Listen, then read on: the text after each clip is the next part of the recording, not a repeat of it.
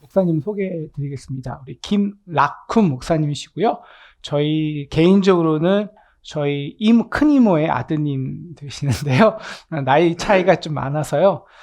저희의 형님이 아니라 삼촌 같으신 아버님 같으신 분이 저희 가족의 어른이시고요.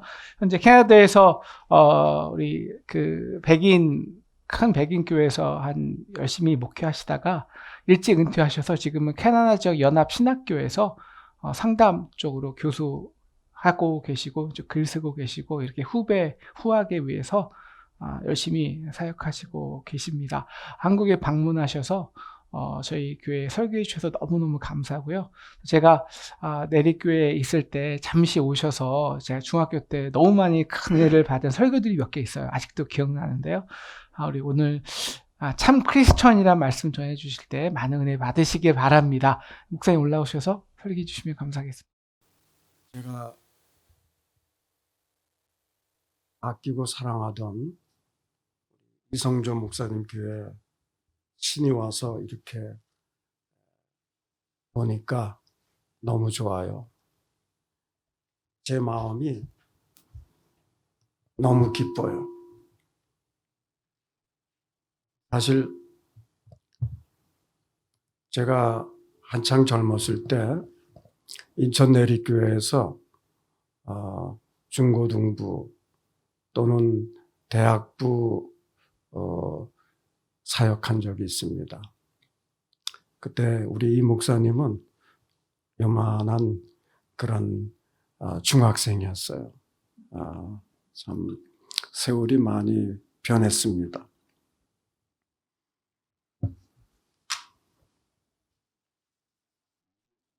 부러운 천 같은 거 없습니까? 가만 있어요. 됐습니다. 여기 있네요.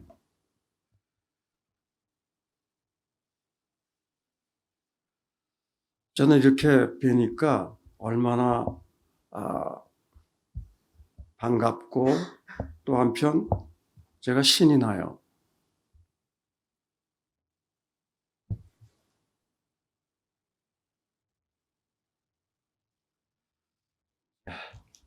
됐네요. 이번에 서울에서 여기저기 사람을 만나러 다니면서 전철을 탔거든요. 얼마나 편리한지 몰라요. 제 여동생이 전철지도 맵을 제 셀폰에 깔아줬어요. 그걸 들여다보면서 어디서 갈아타지, 어디서 내리지 확인하면서 전철을 타고 다니는데 너무나 편리해요. 이런 시스템을 고안하고 운영한 분들에 대해서 얼마나 감사한 마음이 생기는지 알 수가 없습니다. 아마 여러분은 이제 생활 속의 일부이기 때문에 그런 걸 못 느낄지 모르시겠지만 이 캐나다 촌구석에서 온 저에게는 너무 그 전철 시스템이 고마워요. 만약 전철이 없었다면 얼마나 제가 불편을 겪었을까. 길도 많이 잃어버렸을 거예요. 제가 목회하던 교회 한 분이 한국에 영어 강사로 왔다가 1년 반에 이제 들어왔어요. 그리고 하는 얘기가 한국 너무너무 좋아요.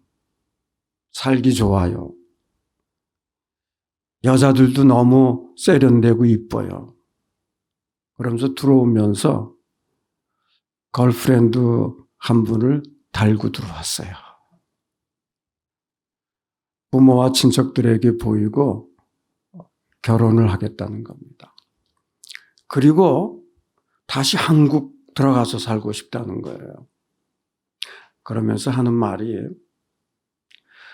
그렇게 살기 좋고 맛있는 음식점도 많고 편리하고 그리고 참 스위스 같이 아름다운 나라인데 이상하게 한국 사람들이 불평불만이 많다는 거예요. 납득이 가질 않는다는 겁니다.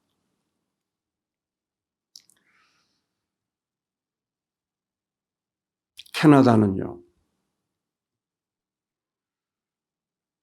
캐나다는 참 느린 사회예요. 관공서에서 뭐 서류 하나 띄러 가면 1시간, 심지어는 2시간 기다려야 나와요. 거기 공무원들이 점심 먹으러 갔다가 1시간, 1시간 반 있다 들어와요. 또 들어와서는 커피 마시면서 일을 해요. 전화가 오면 셀폰 전화로 전화 받고 수다 떨면서 일해요. 답답해요. 마음이 조급해져요. 그런데 이 캐나다 사람들은요, 아무렇지도 않은 듯 기다려요. 마음들이 느긋해요. 한국 같았으면 큰일 날 거예요. 막 야단치고 뭐 이렇게 늦장 부리냐 막 그럴 거예요.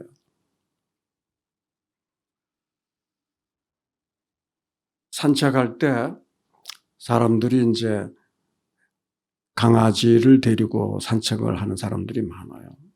조깅도 합니다. 그럼 서로 가다가 마주치죠. 그러면은 눈인사로 끝나는 게 아니에요. 서서 오늘 날씨가 참 좁네요. 좀 덥네요. 하면서 얘기를 거리를 걸어보니까 제가 여기 와서 이제 거리를 걸어보니까 어깨를 툭 치고 가는 사람이 있어요. 아무렇지도 않아요.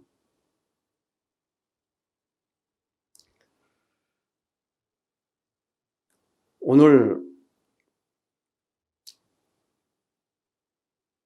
본문을 읽기 전에 이런 얘기를 제가 하는 이유가 있습니다.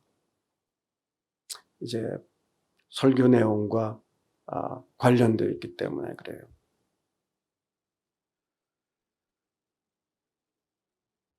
인내하고 참는 것이 우리 크리스찬의 성격입니다.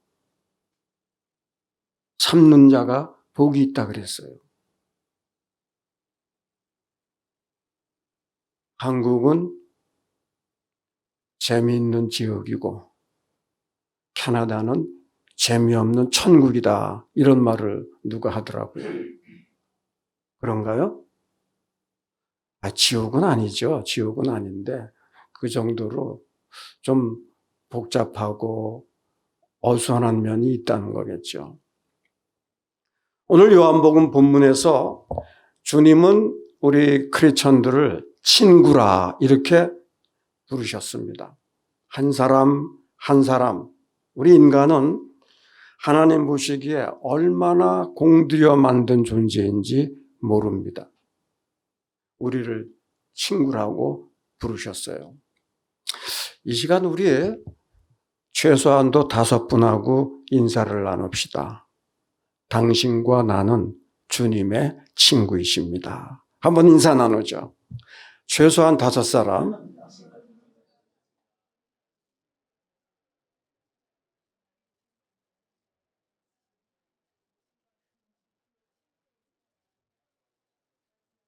네, 감사합니다. 예배도 이렇게 웃으면서 드리는 게 은혜스러워요. 우리는 하나님께서 공들여 만드셔가지고 한 사람 한 사람을 이 땅에 보내줘서 사명을 주셨어요. 누구나 크리스찬은 사명을 지닌 자입니다. 믿습니까? 사명을 지녔어요. 목사님뿐만 아니라 누구나 다 나는 크리스찬입니다 하면 사명이 주어지는 거예요. 가정에서의 사명, 직장에서의 사명, 사회에서의 사명, 세계를 향한 사명, 이것이 있다는 겁니다. 사명이 없는 사람은 하나도 없어요. 제가 처음 목회 시작한 곳이 인천 앞에 있는 영종도예요. 그것도 영종도 저 끝 산목이라고 하는 곳인데요. 그때 이제 버스가 하루에 한 3차례인가 그 사람을 싣고 왕래했습니다. 그런데 저는 이제 자전거를 타고 다녔어요. 그때는 한창 젊을 때라 자전거 타고 30분을 달려서 이제 부둣가로 가서 배 시간에 맞춰서 배를 탑니다. 그런데 하루는 자전거를 타다가 펑크가 났어요. 배 시간 늦게 생겼습니다. 제가 굉장히 당황을 했어요. 배 시간 늦으면 다음 배를 타려면 3시간 이상을 기다려야 돼요. 그러면 인천에서 약속한 시간을 대지 못합니다. 그런데 동네 아저씨가 저를 보더니 자전거 펑크 났구만. 그 사람 말로는 빵꾸 났구만. 그래요. 자기 우마차에 타래요. 뒤에 탔죠. 냄새가 얼마나 진동하는지. 그리고 덜커덩 덜커덩 덜커덩 하는데 그 위에 올라탄 제가 몸이 요동치는 것 같아요. 막 허리가 땡기고 아픕니다. 그런데 한참 가더니 이분이 다른 집에서 짐을 실어 주는 겁니다. 잔뜩 실어요. 그리고 나서 변화가 생겼어요. 어떤 변화일까요? 우마차가 비교적 조용하게 가는 거예요. 짐을 잔뜩 실으니까 그 무게에 의해서 덜커덩 덜커덩 하는 것이 훨씬 덜해졌어요. 그러면서 제가 깨달았어요. 아, 남의 짐을 많이 실는 게 인간의 도리구나. 그게 좋은 삶이구나. 깨달았습니다. 여러분, 우리가 나 혼자 사는 거 진정한 삶이 아닙니다. 더불어 사는 것이 인간의 삶이에요. 서로 도와주고, 그리고 우리 크리스찬들은 남의 짐을 지워야 돼요. 자식의 짐뿐만 아니에요. 남편의 짐, 아내의 짐뿐만 아닙니다. 모르는 사람의 짐도 우리가 내 등에 싣고 가야 돼요. 이것이 우리의 사명이에요. 여러분, 눈을 감고 한번 묵상해 보세요. 나에게는 지금 어떤 짐이 있는가? 내가 짐을 지워줄 사람이 누군가? 한번 생각해 보시기 바랍니다. 제가 인천에서 목회할 때 교인 중에 한 분이 도자기를 만드는 일을 했어요. 그래서 한 번은 그분이 가보자 그러더라고요. 그래서 가보니까 불을 떼는데 500도, 1000도 이상으로 가마불을 뗍니다. 그리고 토기로 모양을 빚어서 그 속에 집어넣고 굽는 거예요. 한참을 굽다가 뺍니다. 이렇게 보니 마음에 안 드나 봐요. 그거를 가차없이 깨트려요. 버립니다. 그리고 또 다른 걸 집어넣어요. 그래도 마음에 안 들어요. 또 깨트리고 부숴버려요. 여러 번, 아마 10번도 넘게 그렇게 부수고 깨고 부수고 깨고 하더니 마침내 하나를 꺼냈는데 마음에 좀 드는 모양이에요. 그러더니 거기다가 이제 유약 성분을 발라요. 그리고 집어넣습니다. 또 빼요. 집어넣습니다. 뺍니다. 이렇게 해서 완성품이 나오는데 얼마나 이쁜지 몰라요. 진짜 예술 작품이에요.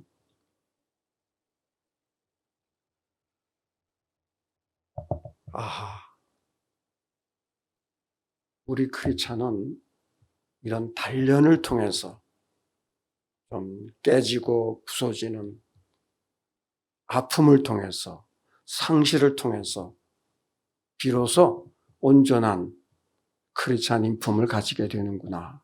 제가 또 깨달았습니다. 오늘 말씀의 요점은 주님이 부르심에 우리가 응답하는 자세에 관한 것입니다. 이를 위해서 세 가지 조건이 필요해요. 식물이 잘 자라기 위해서 세 가지 조건이 필요합니다. 무엇이죠? 여러분 잘 아실 거예요. 세 가지 조건. 네, 햇빛, 또 물, 양분. 예, 아주 잘 하시네요. 목사님 목회하기가 어렵지 않겠어요? 너무 많이 알았어.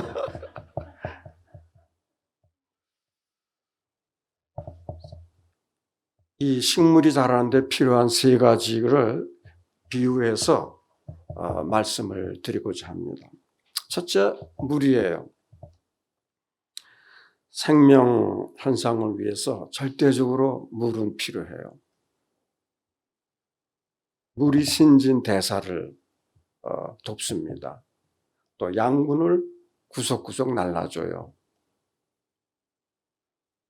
우리 몸에 3분의 2 이상이 물이라고 하더군요. 그렇죠?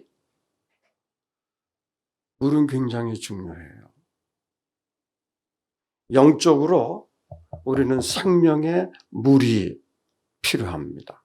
이거 없으면 우리가 영적인 고갈이 생겨요. 갈증이 생깁니다. 세상이 사는 게 건조해져요. 여러분, 예수님께서 제자들을 처음 부르셨을 때 누가복음 5장에 보면 깊은 물에 가서 그물을 던져라, 이런 말씀을 주셨어요. 잘 아시죠? 깊은 물로 가라는 겁니다. 혹시 여러분 그동안 얕은 물에서 세상 것을 찾고 추구하진 않았어요? 실패하진 않았어요? 만족하지 못했습니까? 깊은 데로 가보시기 바랍니다. 이번에 태풍처럼 심한 태풍이 불어도 바닷물 겉에는 요동을 쳐요. 그러나 바닷물 저 깊이는 전혀 요동이 없습니다. 우리가 깊은 데로 가면 우리 삶에 요동이 없어요. 평안과 기쁨이 있습니다. 여러분, 깊은 곳으로, 영적인 깊은 세계로 가셔서 여러분이 하나님의 은혜를 충만하게 체험하시기를 바랍니다. 우리는 깊은 데로 초대받은 사람들이에요. 그러기 위해서는 얕은 데서 살던 삶의 스타일을 벗어나야 돼요. 미련을 갖지 말아야 됩니다. 교인이 과거에 제 사무실에 화분을 하나 갖다 줬어요. 참 고맙더라고요.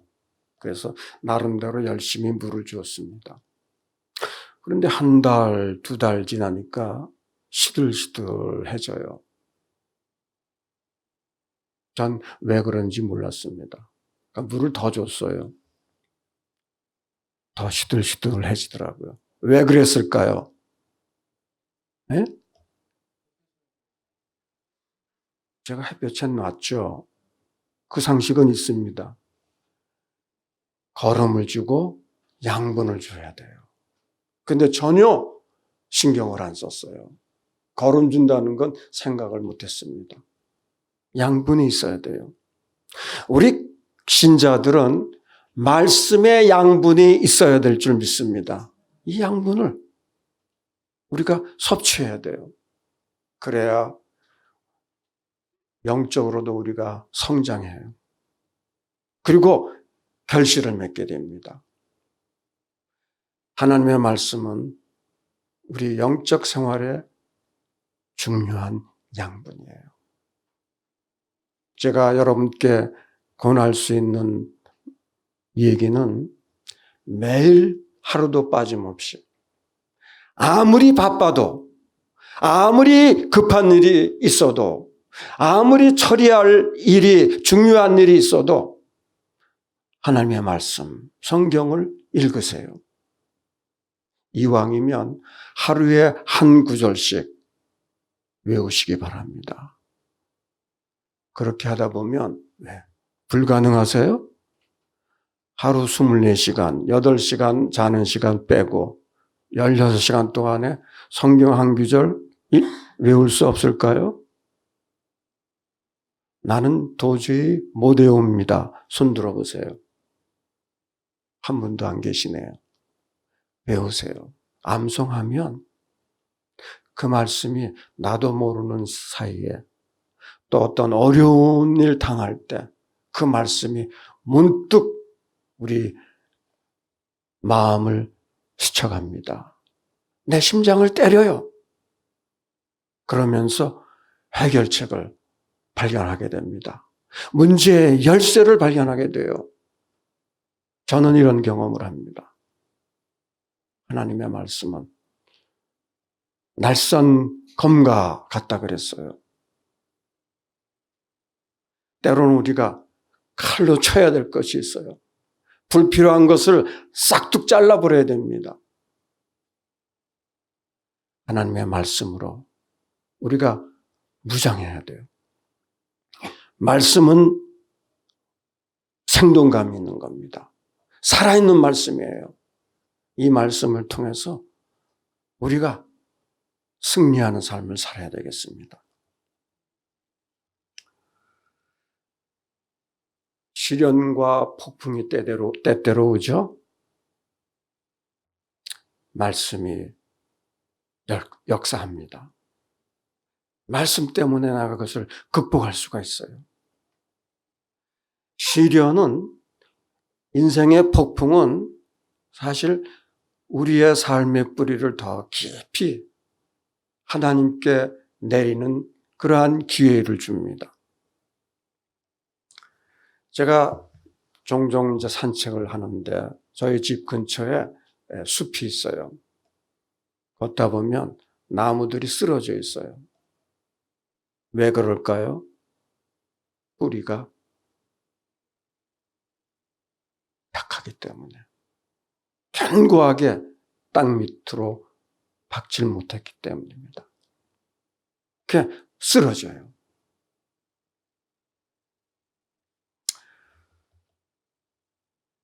대나무 중에 가장 최고로 치는 나무가 있습니다. 소위 모죽이라고 하는 거예요.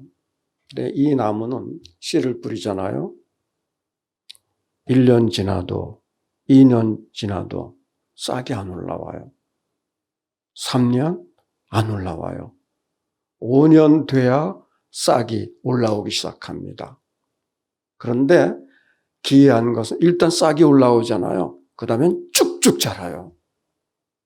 70m, 80m까지 자란다는 겁니다. 그런데 그 리서치 하는 사람들이 이제 그 뿌리를 조사해 봤어요. 그 뿌리가 얼마나 넓게 퍼져 있는지 재보니까 10리를 간다고 하는 겁니다. 뿌리가. 여러분, 보리씨를 뿌리고 농부들이 씨를 어떻게 해줘요? 밟아줘요. 씨를 막 밟아줍니다. 그럼 씨가 자극을 받아서 움찔하면서 이제 잘 자라게 된다는 거예요. 밟아주지 않은 보리는 보리씨 하나에서 80알 정도의 보리밖에 안 열린대요. 그러나 밟아준 보리는 최소한 5배 이상의 보리알이 맺힌다는 겁니다. 여러분, 우리가 때로는 짓눌려요. 아파요. 고통이 있어요. 그런데 그 고통 중에 우리는 자라는 거예요. 움찔하지만, 아프지만 우리가 성장하는 겁니다. 참 하나님은 신비하신 분이에요. 이런 원리로 우주를 움직이시고 세상을 움직이고 우리 개인 한 사람을 움직입니다. 두 번째, 우리 영적인 내면의 깊이를 지키려면 아까 얘기한 양분이 많이 필요해요. 영적인 내면의 깊이를 기피하는 여러분 되시기 바랍니다. 그러기 위해서 말씀이 여러분 속에서 살아서 움직여야 돼요. 역사해야 돼요. 말씀이 움직일 때 우리의 인격이 성장해지고 시야가 트여지고 남의 삶에 대해서 관심을 갖게 됩니다. 양분이 있어야 우리에게 인내가 생겨요. 인간적으로 인내하는 데는 한도가 있어요. 주님의 인내는 말씀을 통한 인내였어요. 이 인내로서 십자가도 감당하신 거 아닙니까? 오늘 우리가 성찬식을 했는데 주님은 십자가에서 온몸이 상처투성이에요. 피가 철철 흘립니다. 그 고통 이루 말할 수 없겠죠. 그러나 주님은 인내하셨어요.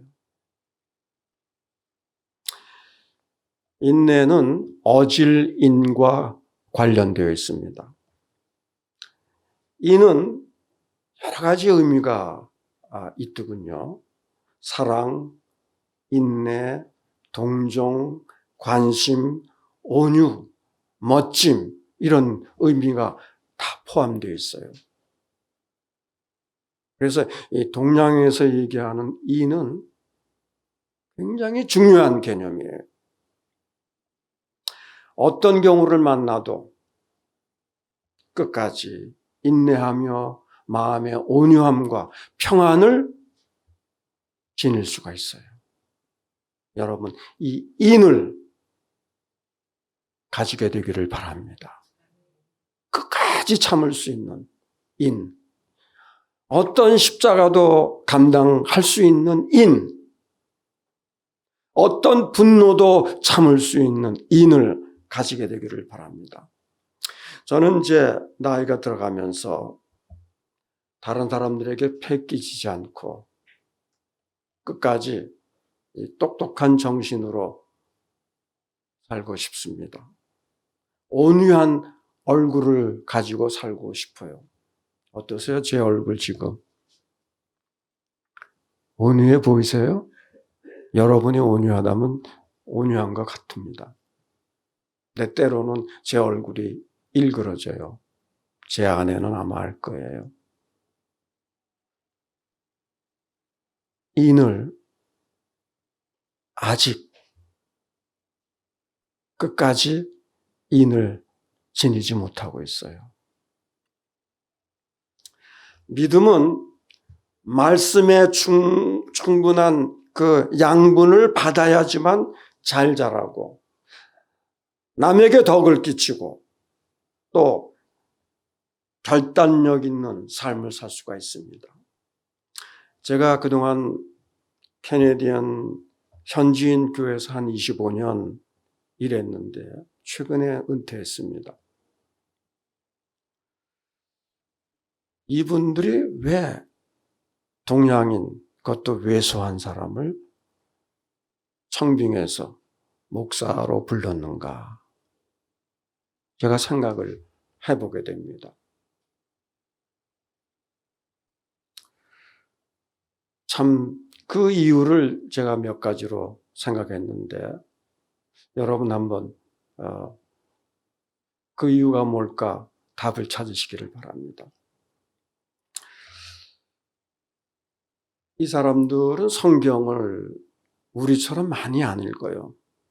한국 교인들은 성경을 참 많이 읽어요. 뭐 성경 공부반, 성경 읽기 대회, 뭐 암송 대회 이런 걸 많이 해서 이제 목사님들이 교인들을 도전시킵니다. 근데 이분들은 우리처럼 많이 읽지는 않지만 성경을 은혜롭게 받아들이는 그런 귀절이 있으면 그것을 실천해요. 어떤 귀절들은 평생의 좌우명으로 삼고 그걸 실천합니다. 참 제가 감동을 받아요.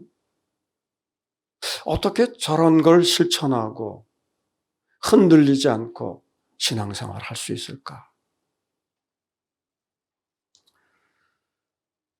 예배는 청년, 장년, 어린이들 다 같이 예배를 드리는데 이제 설교 전에 칠드런 타임이 있어요. 아이들에게 메시지를 전하고 성경 공부 반으로 보냅니다. 전부 다 어울리는, 그래서 어우러지게 하는, 우리말로 하면 한 울타리 안에 포함시키는 그런 예배를 드려요. 종종 교인 중에 한두 분을 강단에 설교 시간에 부릅니다. 그리고 대화를 해요. 교인은 어떤 질문을 할지 몰라요. 대화를 합니다. 질문하고 대답하고. 교인이 은혜스러운 말을 해요. 설교가 더 풍성해집니다. 더 은혜스러워져요. 재직회를 하거나 당회를 할 때 그 멤버 중에는 티네이저가 포함되어 있어요. 그래서 결정하는데 티네이저가 자기 의견을 내놓습니다. 각 연령층별로 팀원을 짜요. 실행위원회도 티네이저가 들어가요. 자기 의견 얘기하고 결정에 참여한다 하는 것이죠. 저는 서양교회 가서 많은 걸 배웠어요. 그래서 지금은 이제 제가 배운 거를 나누어주고 싶습니다. 이 교회 와서도 제가 그런 걸 나누는 거예요. 여러분, 예배 후 식사는 누가 부담하나요? 여선교회에서 하나요? 서양 사람들은 사 먹어요. 여선교회에서는 음식 준비만 합니다. 그러면 그 식당 들어가는 입구에 조그만 테이블에 모금함이 있어요. 들어가면서 5불이든 10불이든 거기다 집어넣고 들어가요. 그래서 그 모아지죠. 1년 모아주면 꽤 큰 액수가 됩니다. 10,000불이 넘어요. 그걸 선교에 씁니다. 선교사를 지원하는 데 써요.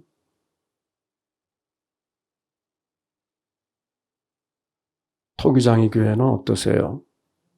음식 몇몇 사람이 준비하고 부담하나요? 목사님을 포함해서? 어떠세요?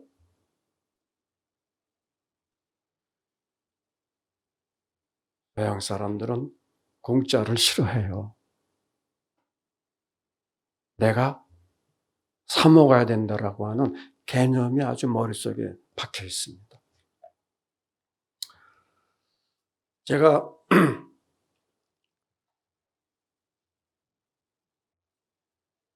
여러 가지 능력이 부족해요. 그런데 상담을 할 때 제 얘기를 열심히 들어줘요. 얼마나 감사한지 모릅니다.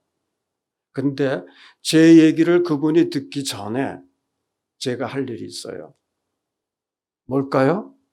내가 먼저 그 사람의 얘기를 열심히 들어주는 겁니다. 소위 상담의 용어로 경청이라고 해요. 경청. 이 경청은 그냥 듣기만 하는 게 아닙니다. 공감도 해주고 고개도 끄덕여주고 그랬군요. 참 속상하셨겠어요. 이런 적극적인 반응을 하면서 듣는 것을 경청이라 그렇게 합니다. 이 목사님 그렇죠? 예, 경청을 해줘야 돼요. 그러면 그때 마음 문이 열려요. 그리고 제 얘기를 들어줍니다. 그럴 땐 소통이라는 것이 이제 가능해지는 거예요. 그래야 문제를 발견하게 됩니다. 문제도 제가 찾아주는 게 아니에요. 그런 과정을 거치면서 본인이 스스로 문제가 무엇이었는가 하는 것을 발견하게 돼요. 키를 발견하게 된다고 하는 것입니다. 이거 우리 인간관계에서 굉장히 중요한 일이에요. 여러분 부부간에 어떠세요? 우리 대화합시다 해놓고선 결론이 나요? 대화합시다 해놓고선 다퉈요. 그게 아닌데 하면서 다퉈요. 당신이 오해했어. 내가 오해는 모두 오해해. 서로 다투게 돼요. 부부 사이에, 부모 자녀 사이에 경청하는 우리 토기장이 집교회 교우들 되시기를 바랍니다. 이렇게 될 때 가정에 화목이 생겨요. 일체가 생깁니다.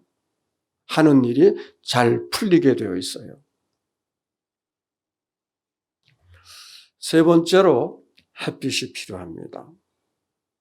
하나님의 햇빛이 우리에게 비춰줘야 돼요. 햇빛 같은 은혜가 우리에게 비춰줘야 됩니다. 그러기 위해서 중요한 일이 있어요. 우리가 힘을 빼야 됩니다. 힘을 빼야 돼요.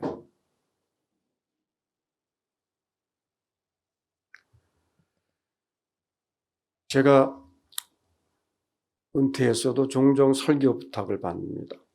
한 교회 가서 이제 예배 끝나고 그 교회 목사님과 얘기를 하는 중에 이런 얘기를 해요. 개척 당시 분위기도 좋았고 선배 목사님들이 아주 긍정적으로 권하고 해서 개척을 했는데 반년이 지나도 전화 한 통 없어요. 1년 지나니까 한 두세 사람이 왔어요. 참 교회 운영이 어려워집니다. 교회 빌린 세값을 줘야죠. 운영을 해야죠. 목사님이 막 빚이 생겨요. 그래서 힘들고 어려워졌습니다. 그런데 하루는 이런 시련과 어려움이 목사인 자신을 훈련하는 기회구나 하는 생각이 번뜩 들어가대요. 그래서 그때부터는 힘을 뺀 거예요. 그분 말로 제가 모든 걸 다 내려놓고 하나님만 의지하기로 했습니다. 매일 기도하면서 주여 저 같은 죄인을 당신의 종으로 삼아주셨사오니 제게 힘이 없습니다. 당신의 은혜만 바랍니다. 근데 그렇게 기도했는데 몇 달 지나니까 교인들이 한 가정, 또 한 가정 이렇게 몰려오기 시작한다는 거예요. 그래서 예배 인원이 50명이 넘고 100명 가까이 됐다고 하는 겁니다. 힘을 빼요. 여러분, 가끔 비행기 사고 소식을 우리가 뉴스에서 봐요. 혹시 여러분이 타고 가던 비행기가 사고 났어요? 공중으로 떨어졌습니다.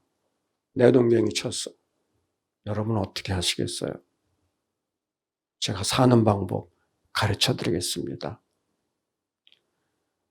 힘 빼세요.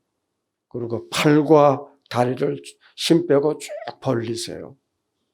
그리고 온몸에 힘을 빼고, 우리가 긴장하면 힘이 들어가는데, 힘을 빼지 않으면 우리 몸에서 머리가 제일 무겁죠? 머리부터 떨어져서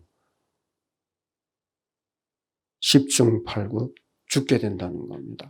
그런데 힘을 빼고 가만히 공기 중에 누워있듯이 이렇게, 아니면 엎드려 있듯이 이렇게 하면은 전문가가 그러는 얘기예요. 살 확률이 60% 이상 된다는 거예요. 뭐 그런 일이 있으면 안 되겠지만, 만약에 비행기 타고 가다가 그런 일이 발생하면 힘을 빼는 그런 일을 해보시기 바랍니다. 그리고 만약에 살았다면 저한테 연락 주셔서 저 살았습니다 소식만 주시면 돼요.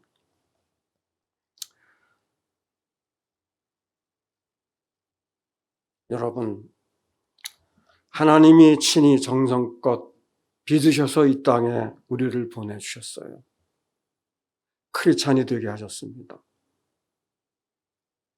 그리고 친구라고 우리를 불러주십니다. 친구처럼 하나님이 우리를 늘 가까이 해주세요. 기도와 말씀으로 대화를 나누시기 바랍니다. 주님을 친구처럼 생각하고 대화를 나누세요. 주님은 먼 데 계신 분이 아니에요. 바로 우리 곁에 계십니다. 우리와 동행해 주세요.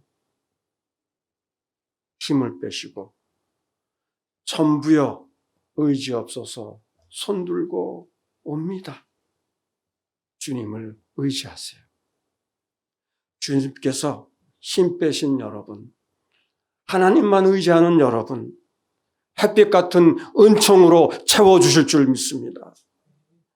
그래서 여러분의 삶이 열매가 풍성하고 늘 햇빛같이 밝고 덕이 있고 많은 사람들에게 은혜를 끼치는 그러한 삶이 되시기를 주님의 이름으로 부탁합니다.